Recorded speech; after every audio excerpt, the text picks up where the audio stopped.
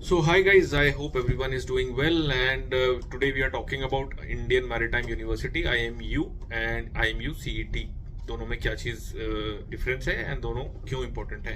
तो बेसिकली पहले जो डीएनएस या बीएससी नॉटिकल साइंस होता था वो होता था इग्नू से।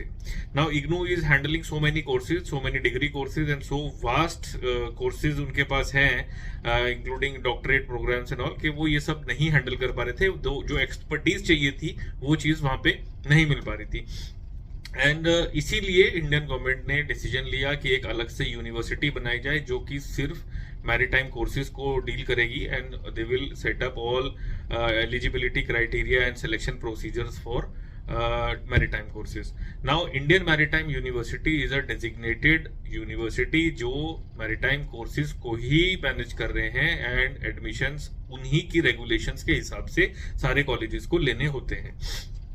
नाउ एलिजिबिलिटी क्राइटेरिया जो सेट करती है आईएमयू ही सेट करता है इन कंजंक्शन विद डीजी शिपिंग। अभी डीएनएस या बीटेक मरीन इंजीनियरिंग या बीएससी नॉटिकल साइंस मोर और लेस इनके लिए क्राइटेरिया एडमिशन का सेम है, एलिजिबिलिटी क्राइटेरिया सेम है। तो सेम क्या है एलिजिबिलिटी क्राइटेरिया, पहले वो जान लेते हैं, क्योंकि ये एक तो डाउट इसमें बच्चे कुछ ना कुछ पूछते जरूर है कि सर ये फिजिक्स केमिस्ट्री मैथ्स का एग्रीगेट है या क्या है, तो उसके लिए हम लोग जान लेते हैं। तो फिजिक्स केमिस्ट्री मैथ्स में 60% आपके होने चाहिए एग्रीगेट, एवरेज 60% आपके तीनों सब्जेक्ट में मिला के होने चाहिए। अलग अलग नहीं है चलेगा, अगर आपके फिजिक्स केमिस्ट्री में 70% है और मैथ्स में 59 है, 58 है, तो आपको ये देखना है कि आपका तीनों का जो एवरेज निकल रहा है, एग्रीगेट जो निकल रहा है, वो 60+ होना चाहिए।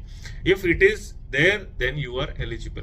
अभी इसमें काफी क्वेश्चंस मेरे पास ये आते हैं ना कि सर हमारे इसमें 60 है, उसमें 75 है, उसमें 59 है, तो क्या हम एलिजिबल हैं?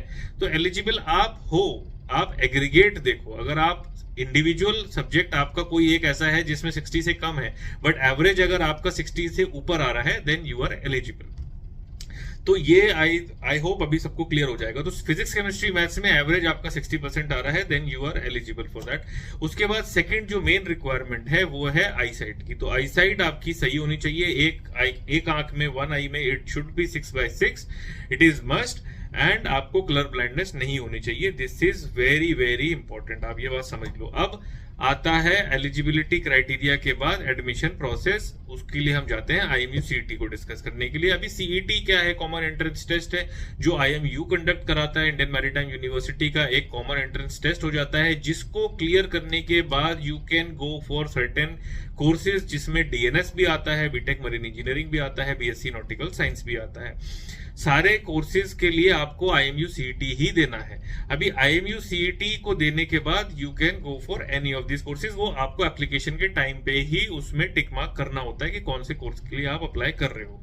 अभी डीएनएस जो है that is for 1 year, BTech marine engineering is for 4 years and BSc nautical science is for 3 years. अभी डीएनएस और बीएनएस में क्या फर्क है, डिप्लोमा नॉटिकल साइंस और बीएससी नॉटिकल साइंस में?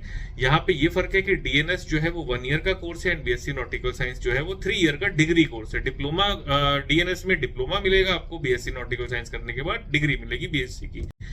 डिप्लोमा नॉटिकल साइंस करने के बाद आपको शिप पे 18 मंथ्स की ट्रेनिंग फिजिकल करनी होगी और बीएससी नॉटिकल साइंस करने के बाद वो ड्यूरेशन आपका कम होके 4 या 6 महीने रह जाता है, एक ही कॉन्ट्रैक्ट आपको करना होता है।